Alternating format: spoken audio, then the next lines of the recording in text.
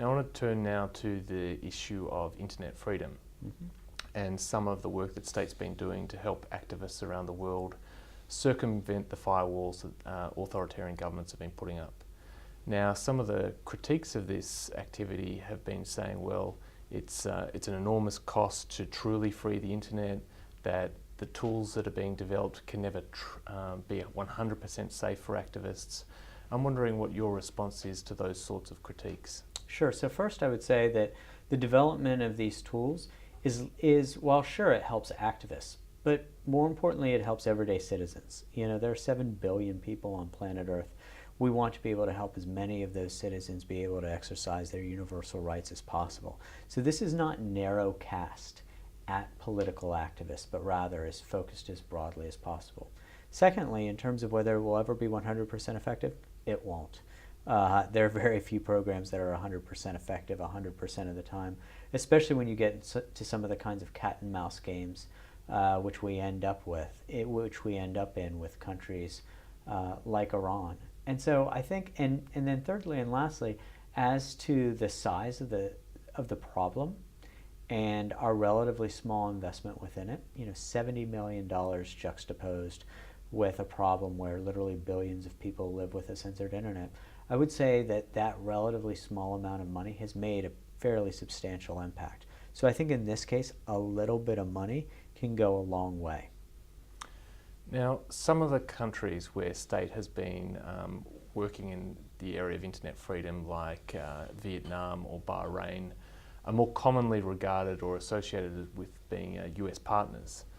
I'm just wondering what kind of response you've had from those sorts of countries where state's been carrying out internet freedom activity. Yeah, so I think it's really important to not be a hypocrite. You know, you have to have one internet freedom policy.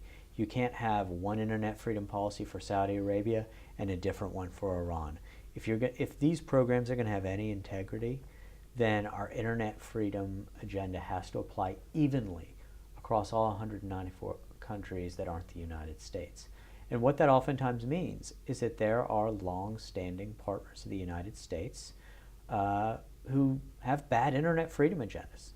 And if we have what is a legitimately good relationship, then we can raise those issues respectfully but forcefully and hopefully make some progress on it. But you know, I think that having a partnership with a country doesn't mean that you just hold hands and sing Kumbaya. Where there are honest disagreements, you've got to be able to broach those disagreements. And you know, I was in Bahrain myself in the spring of 2010, and I raised this directly with certain of the Al Khalifas myself. And so, yes, we can work productively with these countries, but we can also lean into them a little bit on internet freedom agenda. Now, turning to the Arab Spring, it suggests that these new tools can at least play a facilitating role in quite dramatic change. But we're at a point still where most of the world's population is not yet online. As we start to see a greater proportion of the world's population starting to move online, what's your prediction for how this is going to affect global stability? So I think that as citizens become more connected, they become more empowered. And to be very blunt about it, that empowerment oftentimes comes, almost in fact always comes, at the expense of hierarchies, including, oh by the way, the nation-state governments. And as the power of hierarchies, including government, is degraded, there's a tension between citizens and networks of citizens and the old powerful hierarchies. So as citizens become more empowered, as they become more connected, I think that there will be more disruption. I think that the disruption will be good, and I think it will be bad, but it's inevitable. And so I think that as citizens go from positions of passivity, of being relatively disempowered, to being connected and engaged, I think it's going to shake the stability of an increasing number of governments, and it's going to degrade the power of a great many hierarchies.